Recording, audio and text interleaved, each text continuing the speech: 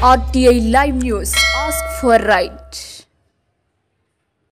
RTI Live News की स्वागतम. చల్లని తల్లి ఉత్తరాంధ్ర ప్రజల ఆరాధ్య దేవత శ్రీ శంబర పొలమాంబ అమ్మవారి జాతర 10 వారాల పాటు అత్యంత వేడుకగా నిర్వహిస్తున్న సంగతి ప్రజలకు విదితమే.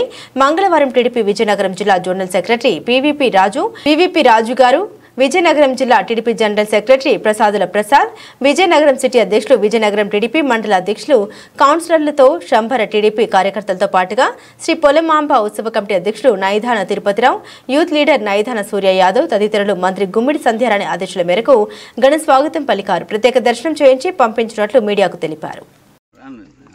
జై తెలుగుదేశం.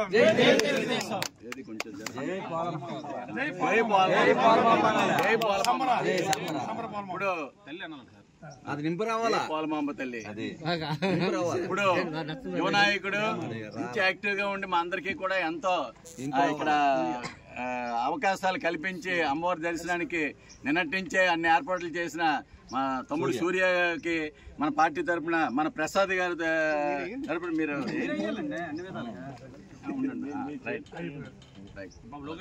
జై లోకేష్.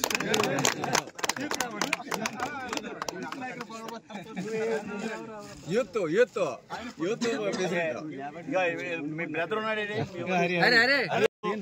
శంబర యాత్రకి విజయనగరం నియోజకవర్గం నుంచి వచ్చిన నాయకులందరికీ కూడా మన సంధ్యారాణి గారు వెంటనే పిలిచిన వెంటనే వీళ్ళందరూ కూడా శంబర కోవిల్ తాలూకా చైర్మన్ గారు తిరుపతిరావు గారు, వాళ్ళ అబ్బాయి యూత్ లీడర్ సూర్య గారు, అలాగే వాళ్ళ బ్రదర్ ఇంకో ఆయన ఉన్నారు.